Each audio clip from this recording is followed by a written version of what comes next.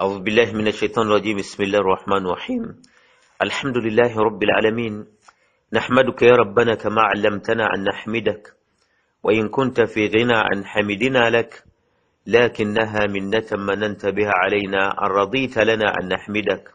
سبحانه يغفر الذنوب ويستر العيوب ويقبل التوبة عن عباده ويعفو عن سيئات ويعلم ما تفعلون، وإليه يرجع الأمر كله فاعبده وتوكل عليه، وما ربك بغافل عما تعملون.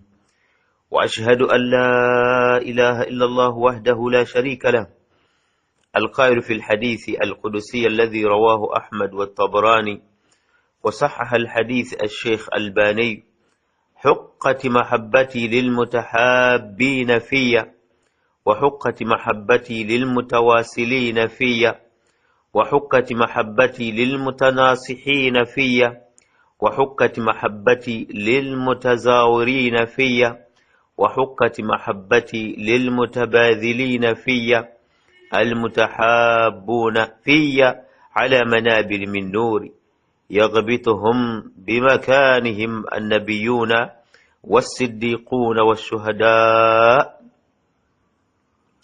وأشهد أن سيدنا محمدا عبده ورسوله، القائل في الحديث الذي رواه أحمد: أيها الناس اسمعوا واعقلوا واعلموا أن الله عز وجل عبادا ليسوا بأنبياء ولا الشهداء، يغبطهم النبيون والشهداء على مجالسهم وقربهم من الله. اللهم صل وسلم وبارك على سيدنا محمد وعلى آله وصحبته أجمعين. أما بعد، السلام عليكم ورحمة الله وبركاته. تسبح الله نني بينزا نني matendo atusime, tumusaba omutonzi jalla jalaluhu atuseeko obutebenkevu n'abantu baffe ne umma ya nabbi Muhammad sallallahu alaihi wasallam okutwalize wamu. Tumusaba jalla jalaluhu atuwonye ebitonde bibi. Tumusaba omutonzi Allah asuusa abalwadde endwadde ezibaluma. Tumusaba omutonzi jalla jalaluhu amalira abalina ebizibu byabwe. Tumusaba Allahu tabaraka wa ta'ala afuule Uganda yaffe ensi ey'emirembe ewamu n'ensi z'abasiraamu zonna okutwalize wamu. Allahumma amin. Tugenda maaso n'omusomo gwaffe oguyitibwa alikalima, ekigambo tukikwata ne tukinnyonnyola. bwe kiba kyetaaga kukolerera ne tuba nga tukikolerera, bwe kiba kyetaaga kudduka ne tubeera nga tukidduka. Tuzze nga tukyogerako ekigambo kya kalima mu mbeera ez'emitendera era ez'enjawulo. Mpozi tulina bye twatuuka emabega eyo ne tutandika kalimatul wafa, kye bayita okutuukiriza, ne tujja nga tukivuga. Kutuukiriza kw'abaana eri abazadde, okw'abazadde eri abaana, okw'omukyala eri bbaawe, okw'omusajja eri mukyala we. Mpozi bwe mba mujjukidde mabega awo twawunzika alwafaau lil aqarib, okutuukiriza eri ab'eŋŋanda. Naam, mpozi fa'iluna alqulub wal asma, munjazike ku mitima n'amatu.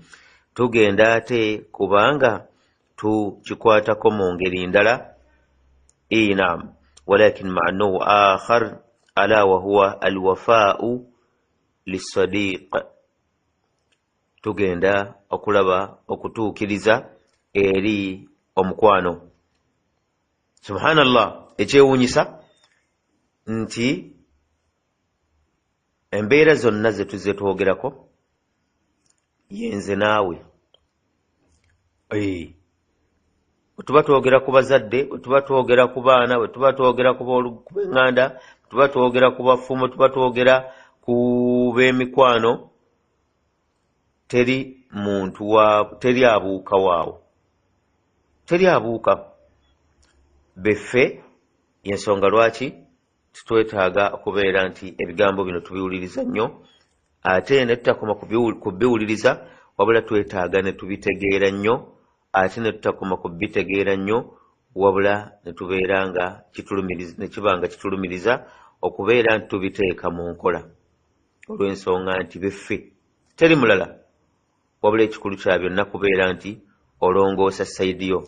Buli sayidi bwe yeerongoosa situyinza kulaba buzibu mu bantu n'akatono.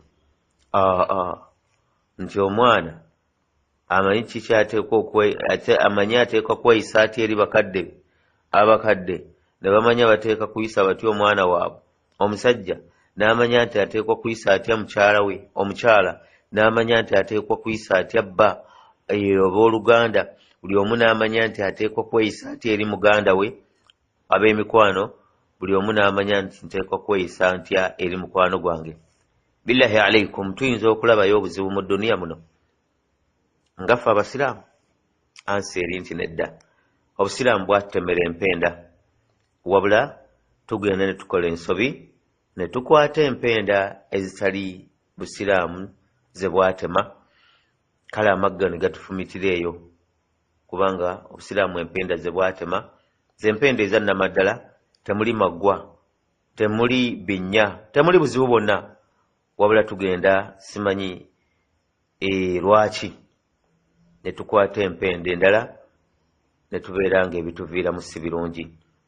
Abampuliriza, ensonga eri jaddu khatir, ensonga eri ddenja, ensonga nkulu.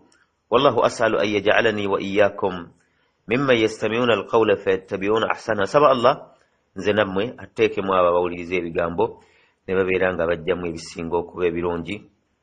Innahu waliyu dhalika walqadiru alayhi. Obuyinza obwo Allah bulina. Ahibati fillah, baganda bange ne bannyinaze, bidayatun wa qabila an natanawala mawdu'na yajibu alayna an naqifa ala ba'd alhaqa'iq. Mpozi nga situnnaba kusensera musomo gwaffe, tulina ebintu ebituufu bye twetaaga okuyimirirako, kusooka kubinnyonnyoka nga bwe tutera okukola bulijjo. Alhaqiqatu alula, ekisooka, inna al-insana fi hadhihi alhaya, mu bulamu buno bwe tulimu, la yastatiu an yaisha wahdahu, omuntu tasobola kuwangaala yekka. Nga ye tugamba mbu oyo ayava ku bantu nabo ne bamuvaako, ekyo tekiriyo. Au yaisha munazlan amma hawlahu, kubeera nti yeesamba abamwetoolodde. Falinsanu bifitratihi yajibu alijtimaa wa yamilu ilayhi. Omuntu kyabutonde okubeera nti akuŋŋwana n'abantu era n'abeera nga adda gye bali. Falinsanu minna yahtaju ila man yunisuhu, omuntu yeetaaga amunyumiikiriza. Au yuawinuhu fi amri min al umuri, oba amuyamba ku nsonga yonna mu nsonga. Au yahki lahu hadathan min ahdathi hayatihi, yeetaaga okubaako ng'alina gwanyumiza, aba alina ekyamutuukako, waba alina ekyagwawo kye yalaba. Omuntu yeetaaga okubeera ng'afuna gwakola ki, gwanyumizaako mu mbeera efaanaganako bwetyo. Era ensonga tekomaawo. Au yabuuhu lahu bisirri min asrarihi, waliwo omuntu abeera awo nga mu butuufu alina ekyama kye naye alina gwayagala okukitegeeza. Fayakunu lahu min al ashaabi, kubeera nti omuntu oyo abeera n'egimu ku mikwano, man idha marda aadahu, bw'aba alwadde nga omuntu oyo amulambula munne. Idha gaaba sa'ala anhu, bw'amubulako amubuuza, oba yalagawa, nga abuze ennaku zino, nga si kyamulaba. Waman idha waqa'a fi mihnatin sanadahu wa shadda azrahu, era ne wabaawo muntu okuba n'emukwano gwe nga munnaye bw'aba agudde mu buzibu amuyamba, eyo oba amugumya. Eyo ensonga nkulu ku nsonga ze tutandika nazo nga situnnaba kusensera mu misomo gyaffe, kati n'ezino nsonga nkulu kuba nti tetuyinza zeebuzaabulizaako n'akatono. Naam. Alhaqiqatu thaniya, kituufu ekyokubiri, inna suhbata daruriyatu fi hayati al-insan. Omuntu okuba n'omukwano kirumiriza mu mbeera ey'obulamu, kyabuwaze. kuba nti omuntu kakola atya kyetaagisa okuba nti aba n'omukwano. والحياة لن يكون لها طعم أو مذاق إلا بصحبة الطيبة.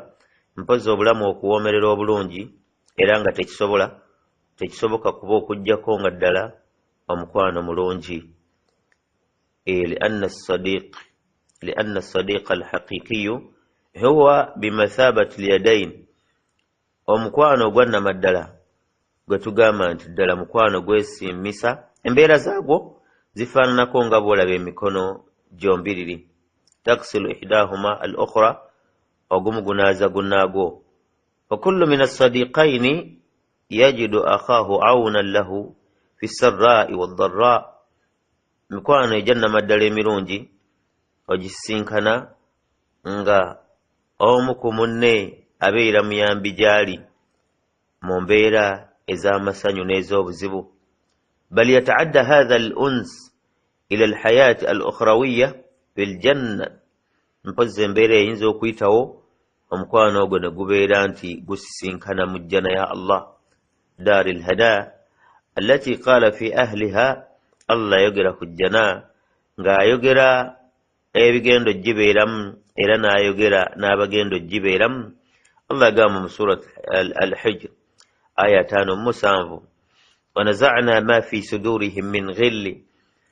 الله تبارك وتعالى ajja kusika kye bayita agatimatima agabi, saalwa, fitina, biki byonna, hekedi wadhaghina wa adawa, bulabe, fitina, biki byonna Allah ajja bisika mu mitima gy'abakkiriza bayingire ejjana nga tebalina ndwadde ezo. Naam.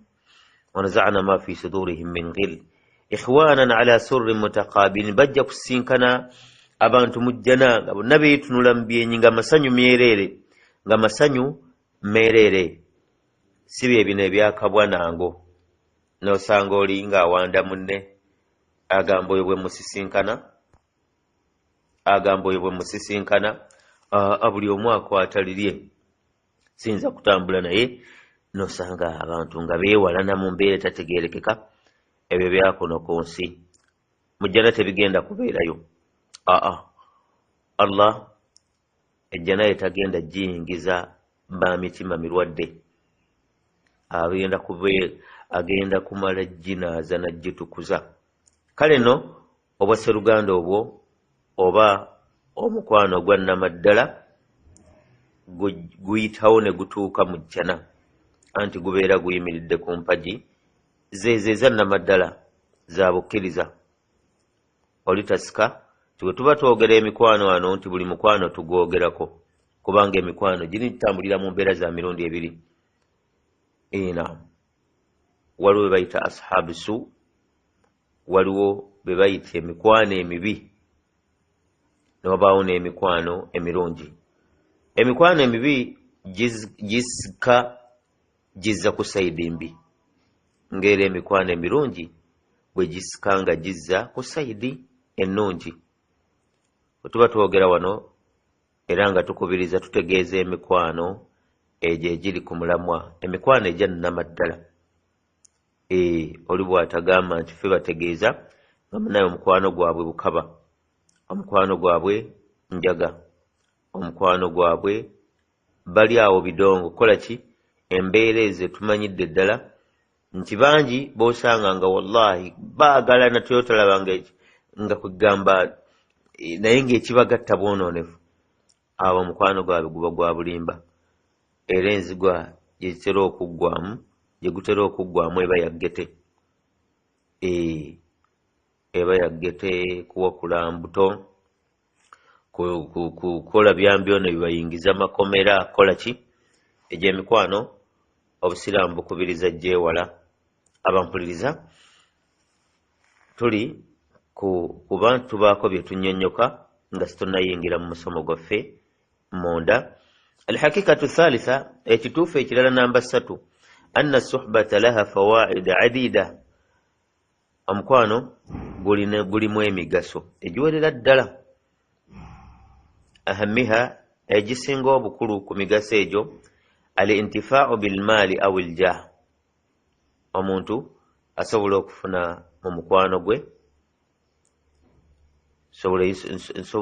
omukwano guyinza okufuuka ensonga y'okuba nti omuntu abaako byafuna mu byenfuna oba ekitiibwa aw mujarrad al-isti'nas bil mushahadati wal mujawara kiyinza n'okuba nti kijjira mu ngeri y'okwenyumiikiriza okwerabako okweriraana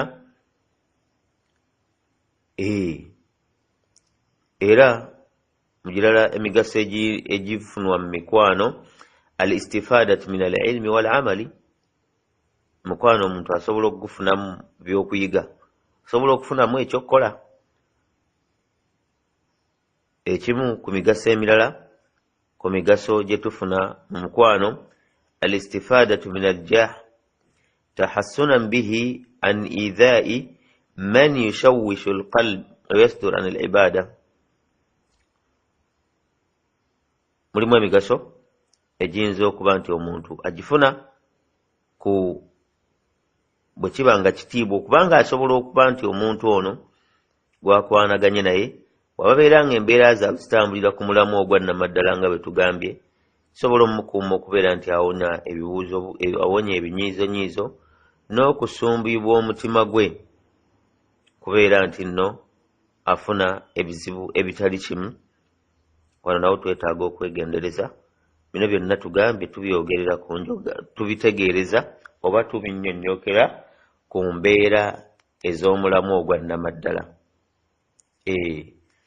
kubanga ebitiibwa bya mirundi era ebiri waliwo ebitiibwa ebirungi n'obaawo n'ebitiibwa ebitali birungi eby'okufuŋŋana ebitiibwa ebirungi ebirimu obwesimbu biba bitambulira ku bwesimbu era biba bitya okulyaza amaanya kati embeera ezo zonna zibeeramu ab'emikwano kati ab'emikwano bafuna mu mbeera ezo naye nga mu kuzifunamu kiba tekitegeeza nti nno waliwo obulyaza amaanya obuguddewo kubanga tuba twetegereza ojja kgenda okwekanga nga waliwo abantu abafuuka ensonga y'emikwano tugambye waliwo emikwano emibi waliwo abajyeyambisa emikwano mu bukyamu ne babeera nga ate bakosa bukosa bantu balala kibi nnyo abampuliriza emigaso emirala egiri mu mikwano al-isti'anatu bihi fi al-muhmilati fayakunu iddatu fi al-masa'ib wa quwwatun fi al-ahwali nsonga oyamba oba omukwano guyamba mu ngeri z'ebintu omuntu zeyandibadde oluusi ng'agwa mu buzibu mbeera ezifaanaganako bwetyo n'okubeera nti omukwano gusobola kufuuka ensonga y'okubeera nti omuntu alina engeri gy'afunamu amaanyi mu mbeera ezitali zimu. Namba 5 atabarruku bimujarrad du'a emikwano munnange gisabiriŋŋana kirungi emigaso oba omugaso omulala intidhaaru shafaat fi al-akhirah emikwano gijja kuwolereza mikwano ginnaajo ku lunaku lw'enkomerero walidhalika yaqulu ba'd as-salaf abalongoofu abaasooka abamu bagamba nti istakthiru min al-ikhwan muyitirize okubeera nti nno muweza emikwano oba obwasseruganda fa inna likulli mu'min shafaa buli mukkiriza ajja kuba awolereza mukkiriza munne fala'allaka tadkhulu fi shafaati akhiika oba oliawo munnange oyinza okuyingira mu kuwolereza kwa muganda wo tuli ku mukwano obwongo tebuwaba oluganda twalwogerako naye ng'ebiseera ebisinga ekigambo sseruganda kimanyi okujja ebiseera ebimu naye nga kitegeeza mukwano eyo mukwano kintu kyakusaaga n'osanga oli ng'ayanjula n'agamba nti oyo muganda wange naye ng'ebyaddala mwattu mukwano gwe si muganda we abampuliriza inna aqda al-ukhuwa rabitatun bayna shakhsaini ka aqdi an-nikahi bayna zawjayn. Mpozi okayungo akali wakati w'abaagalana ababiri, kitegeeza waliwo akaguwa wakati awo, akayunga wakati waabwe, ka aqdi an-nikahi bayna zawjayn, nga bw'olabira kaguwa akali wakati w'abafumba ababiri.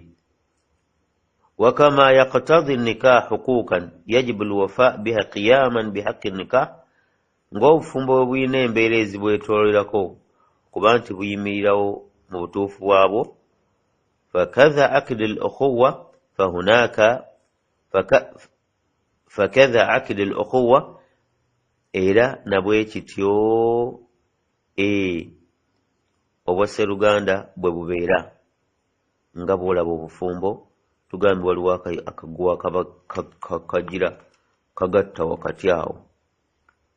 nga bw'olaba obufumbo tibagamba obufumbo bwa halaali butambulira mu kkubo bwe riti, nabwe kityo omukwano gwa nnamaddala gulina entambula gye guteekwa okutambula, era gulina embeera gye guteekwa okubeera nti gulabikiramu.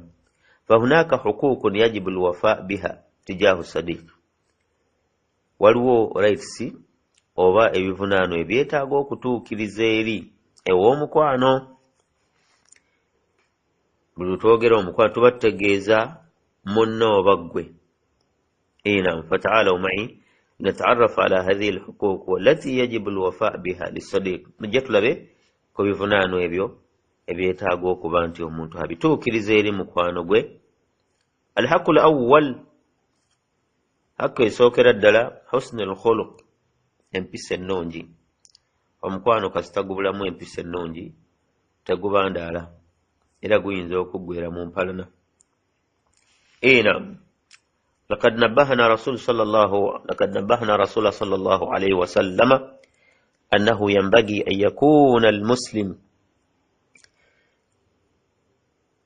يكون المسلم حسن الخلق مع إخوانه وأقرانه وأصحابه.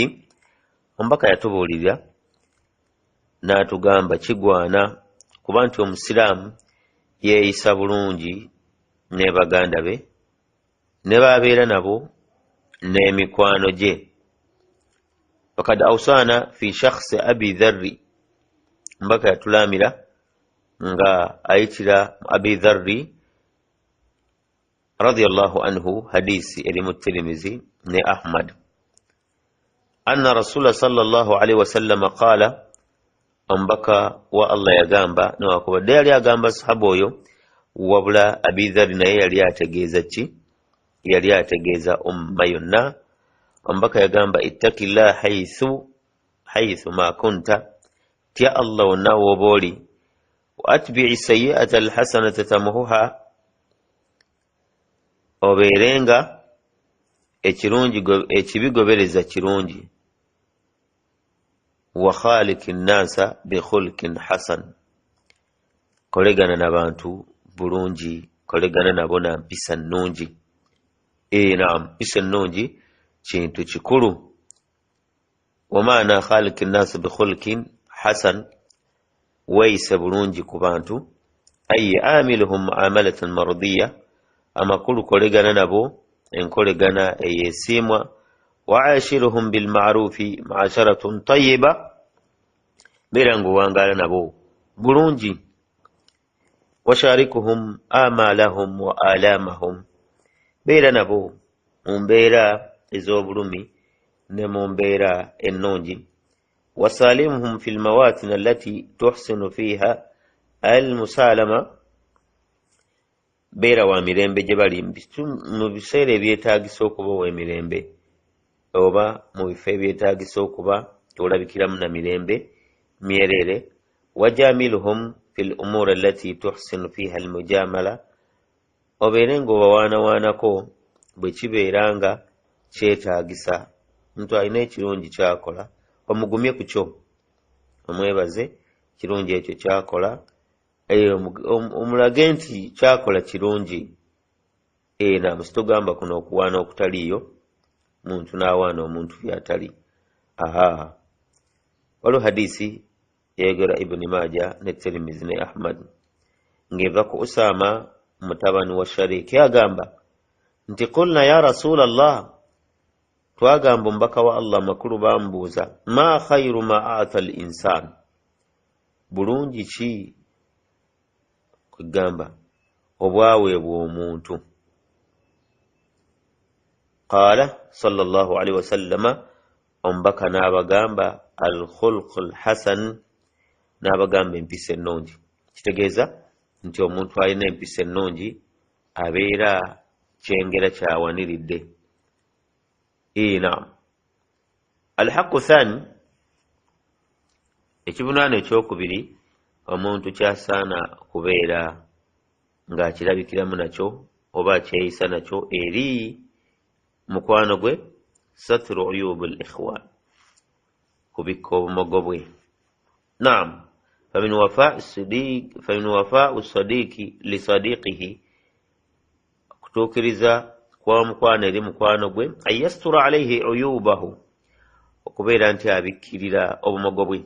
Kitegeeza abantu bwe baba beeyagala batuuka ne beemanya. Kati mu kwemanya kuno mwe beemanyira obumogo bwabwe.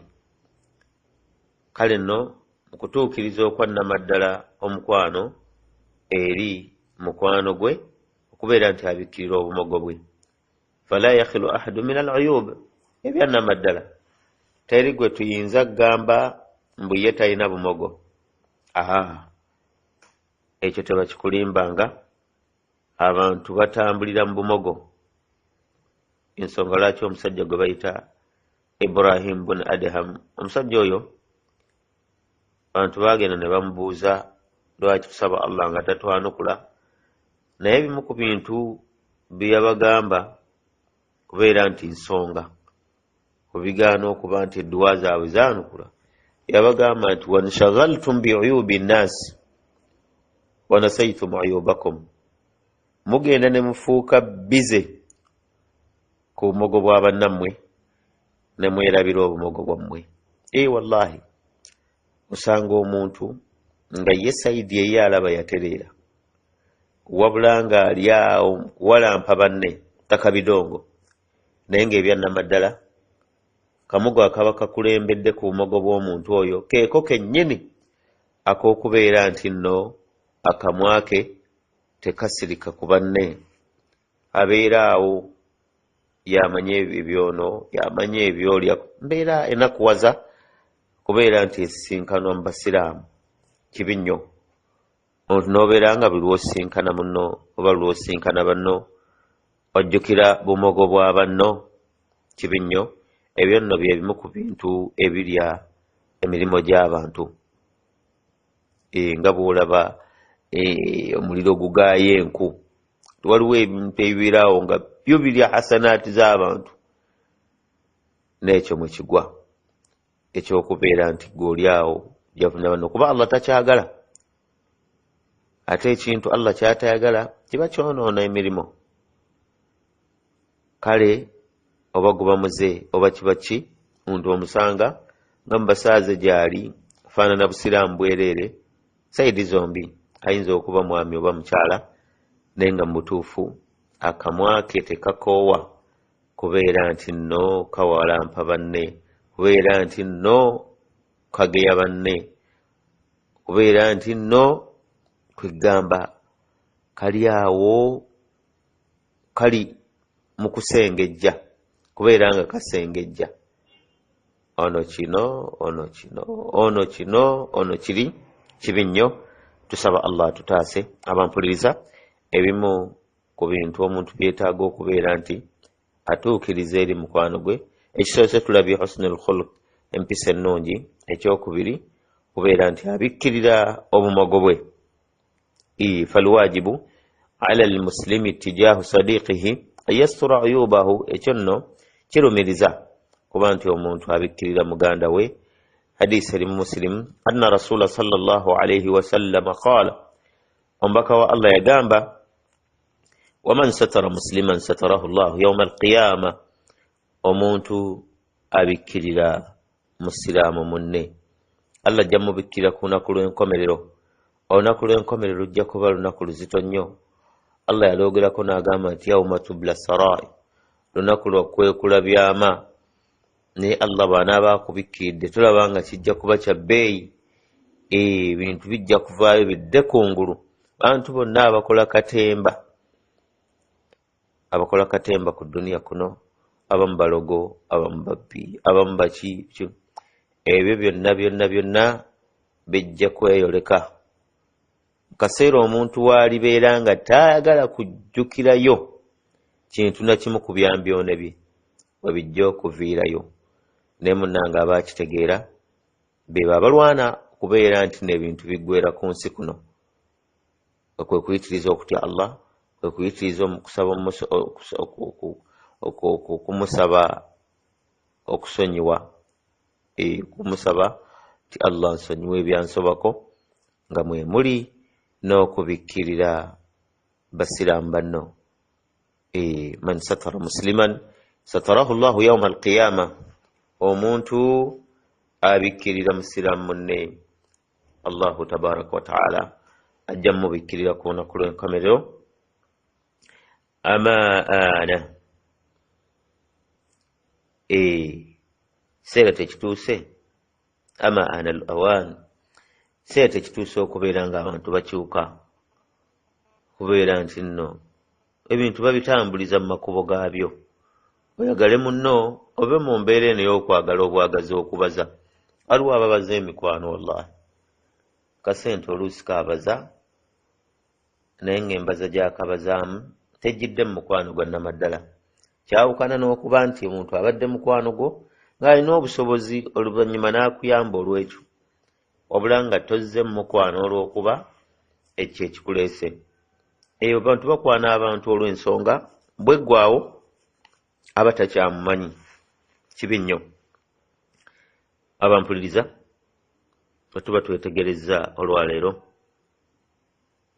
fahaddis wala haraj, yogera. Embeera faanana yaayo yaggete. Mikwano gitemula ginnaajo, mikwano gyefuulira ginnaajo, emikwano gifuukira bannaajo kw'emiteego. Olina atuuka n'okwejjusa nti lwaki yakwana gundi. Kibi nnyo.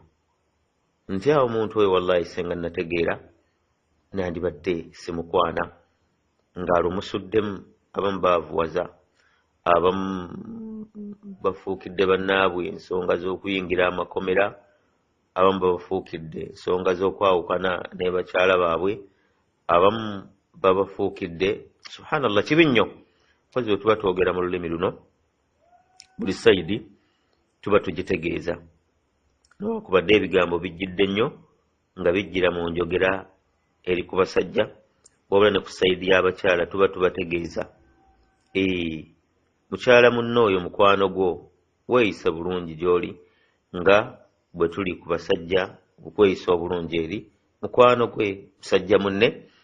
Kale nno oli bw'atalowooza nti ekyo akikwata ki ku basajja bokka.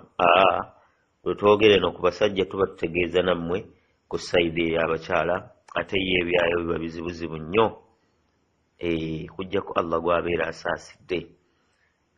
Kubanga waliwo abakyala nga bo tebakibala na mazambi, kutambulira ku bannaabwe, okugeyage okukola kibiki. Mbeera mu basajja nayo gye ziri, naye nga zisinga okuyitirira ku sayidi ey'abakyala. Tusaba Allah tutaase. Abampuliriza nga tunaatera okuwunzika, hadiyo hadisi eri mu Muslim, anna rasula sallallahu alaihi wasallam qaala, omubaka wa Allah yagamba, waman faddaha musliman, omuntu agezaako okubeera nti aswaza musiraamu munne, faddahu Allahu walau fi jawfi rahlihi, Allah amuswaza. Kasita ogezaako okuswaza musiraamu munno, oyinza okuba munnange olowooza oli mutuukirivu, bukyenkya ng'omuswalizza wano naawe n'obeera nga oswalikira ate mu kirala. Allah naawe bwekula nga akuswaziza. Kozzi wano sirina kabega ketuteerayo muntu yenna ku bantu ab'ebyambyone. waliwo abantu nga ye olw'okuba awulidde ebigambo nga bino asuubire nti ajja kutigomya abantu anti olw'okuba obusiraamu kubikkirira abeere nga atambulira mu binyiizo oyo ate ebimukwatako biba birala nnyo. Waliwo abantu abatambuza obwonoonefu, abo si be tuliko, wabula tuli mu mbeera zino eza bulijjo. Ogenza okuyita ku muntu nosanga embeera si ya bulijjo, ayinza okuba alina wakyaseereddemu n'ogenda n'oswaza. Wabula bano bantirigomya bantu, abo bo baswazibwa. Abantu basobole okubeera nti bakola ki? Nga babeewala.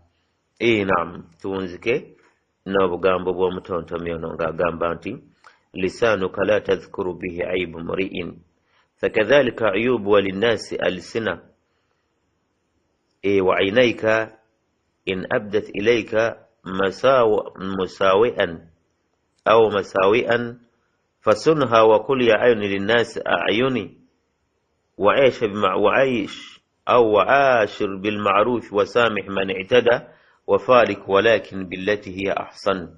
Mubufunze nti kirungi olulimi lwo lubeere nga terujjukira bumogo bwa muntu yenna. Nabwe ekityo obumogo bw'abantu nga bwe balina obumogo olina obumogo, era obumogo bwetaaga okuba nti akamwako kakuuma kubeera nti tekabulumbagana, era nga bw'olaba embeera y'amaaso galaba, wabula beera nga ogakuuma kubeera nti munnange si kuba nti buli kyolabye okole ki? Otwale osaasaanye. Wangaala bulungi n'abantu, beera musonyi, tolumbagana, era beera ng'otambulira mu mbeera esinga okuba ennungi. Abampuliriza nga bwe tuyina oba bwe tukimanyi nti musomo gwaffe gutambulira mu budde obugere, mukkirize tube nga tukoma wano omulundi ogujja. Insha Allah tujja kuba tweyongera okunnyonnyoka ku byetaaga okubeera nti oba ku mpisa ezeetaaga okuba nti omuntu yeeyisaamu nazo eri mukwano gwe. ربنا ظلمنا أنفسنا وإن لم تغفر لنا وترحمنا لنكونن من الخاسرين. سبحانك اللهم وبحمدك أشهد أن لا إله إلا أنت استغفرك وأتوب إليك. صل اللهم على سيدنا محمد وعلى آله وصحبه وسلم. والسلام عليكم ورحمة الله وبركاته.